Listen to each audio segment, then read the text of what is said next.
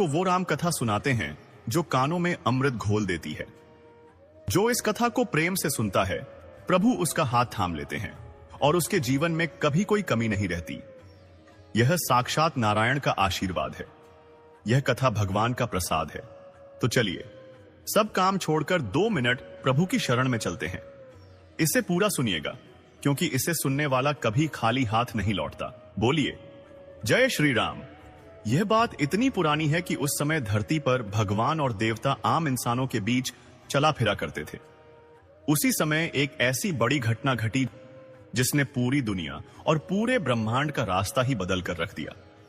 प्राचीन काल में स्वर्ग, धरती और पाताल पर लंका के घमंडी राजा रावण का खौफ छाया हुआ था।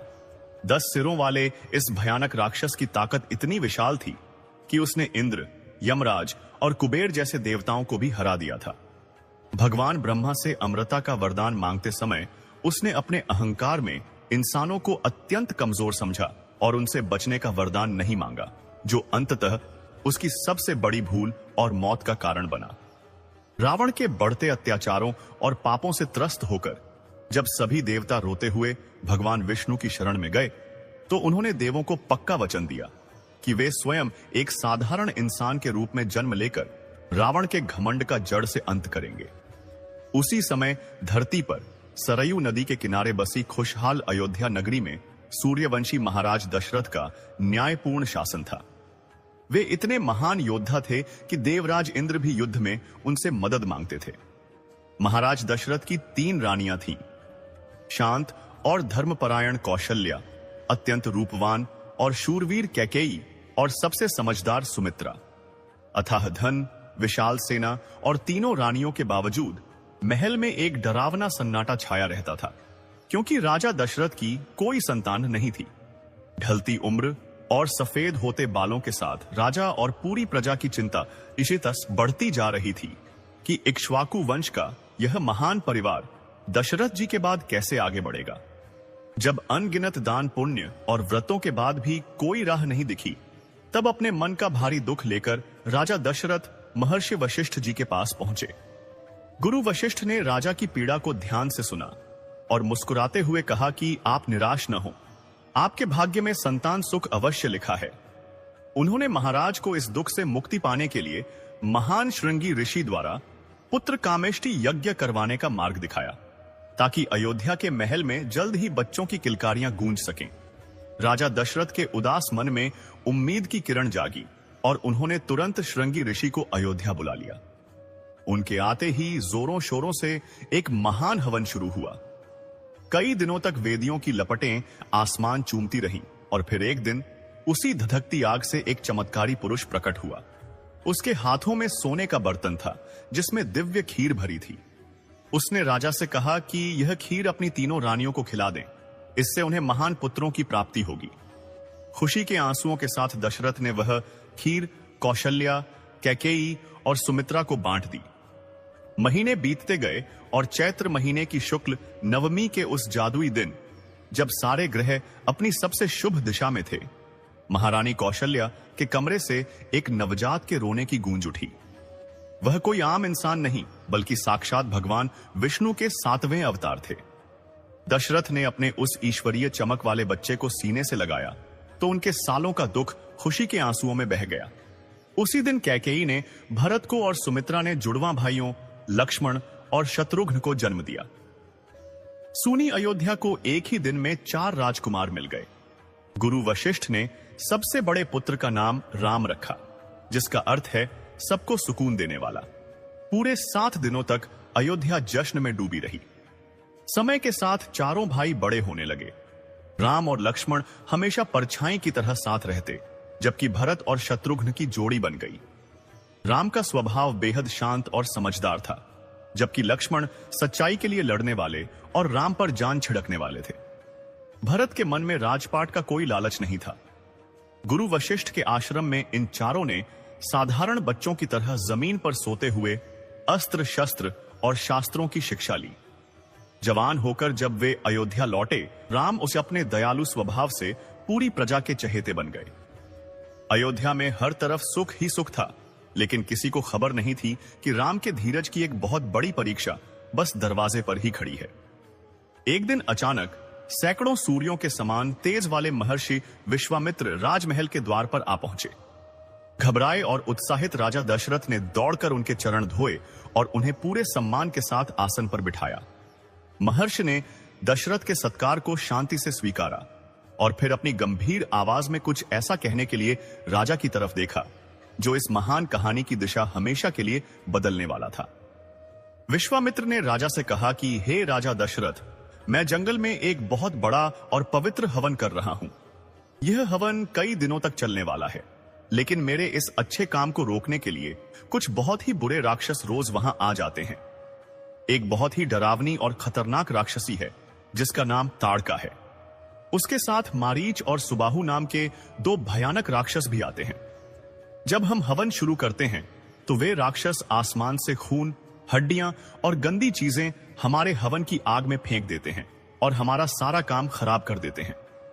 मैं एक साधु हूं, मेरे पास इतनी ताकत है कि मैं उन्हें श्राप देकर भस्म कर सकता हूं, लेकिन जब हम कोई पवित्र हवन करते हैं तो उस समय हमें गुस्सा करने की मनाही होती है। इसलिए हे राजा, मुझे उन राक्षसों से लड़ने के लिए एक बहुत ही बहादुर योद्धा की जरूरत है, और वह योद्धा कोई और नहीं बल्कि आपका सबसे बड़ा बेटा राम है। मुझे अपने साथ राम चाहिए। यह मांग सुनते ही राजा दशरथ के तो जैसे प्राण ही सूख गए। उनका शरीर लकड़ी की तरह सुन्न हो गया। उनके मुंह से एक शब्द तक नहीं निकल पा रहा था। वह बस फटी हुई आंखों से विश्वामित्र जी का चेहरा देखते रह गए। राजा सोच रहे थे कि शायद उनके कानों ने कुछ गलत सुन लिया है। मेरा राम तो अभी पूरी तरह से 16 साल का भी नहीं हुआ है। वह तो अभी एक बच्चा है।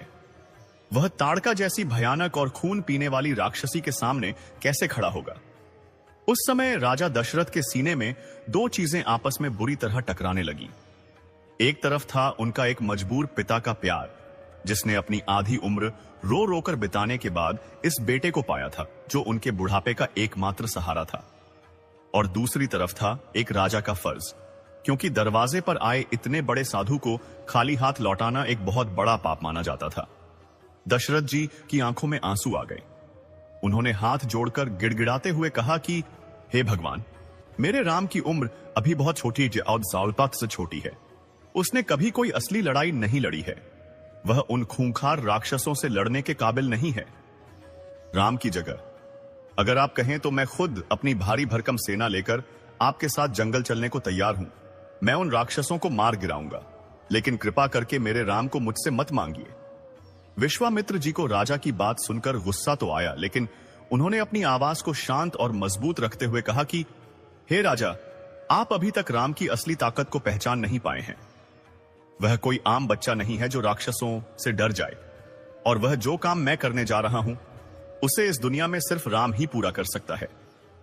अगर आपके दिल में इतना ही मोह है और आप उसे नहीं भेजना चाहते तो कोई बात नहीं, मैं खाली हाथ वापस चला जाता हूं। लेकिन याद रखना राजा, मेरे उस हवन के पूरा न होने की वजह से दुनिया में जो पाप और बुराई फैलेगी उसके जिम्मेदार सिर्फ और सिर्फ आप होंगे।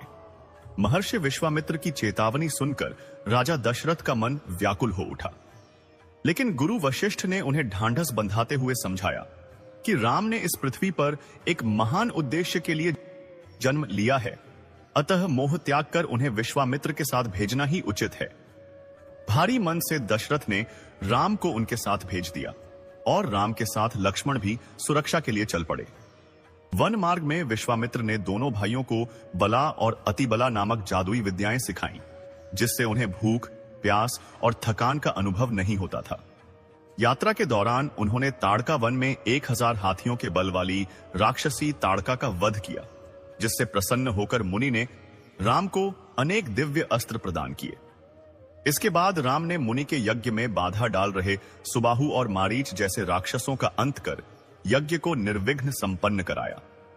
तत्पश्चात विश्वामित्र उन्हें राजा जनक की नगरी मिथिला ले गए, जहां सीता का स्वयंवर होना था। वहां एक विशाल और भारी शिव धनुष रखा था, जिसे हिलाना भी किसी के लिए संभव नहीं था। स्वयंवर से पहले एक पुष्प वाटिका में राम और सीता की पहली भेंट हुई, जहां दोनों एक दूसरे को निहारते ही रह गए। स्वयंवर में आए बड़े बड़े वीर और अहंकारी राजा शिव धनुष को उठाने में विफल रहे, यहां तक कि रावण भी उसे छू तक न सका। तब राम ने अत्यंत सहजता से उस धनुष को उठाया और प्रत्यंचा चढ़ाते समय वह 2 टुकड़ों में टूट गया। इस अद्भुत पराक्रम को देख सभा में स्तब्धता छा गई और सीता ने राम के गले में वरमाला डाल दी। विवाह के इस पावन आयोजन में विघ्न डालने स्वयं परशुराम जी क्रोधित होकर सभा में आए, क्योंकि शिव धनुष का टूटना उनके लिए अपमानजनक था। लक्ष्मण से उनका तीखा संवाद हुआ, जिसे राम ने अपनी विनम्रता से शांत किया। अंत में राम द्वारा विष्णु धनुष पर प्रत्यंचा चढ़ाने के बाद परशुराम जी का संदेह दूर हो गया और उन्होंने राम को साक्षात ईश्वर स्वरूप जानकर आशीर्वाद दिया। इसके बाद राजा दशरथ भी अयोध्या से मिथिला पहुंच गए और राम व सीता का विवाह अत्यंत भव्यता के साथ संपन्न हुआ, जिससे पूरे जनकपुरी में उत्सव का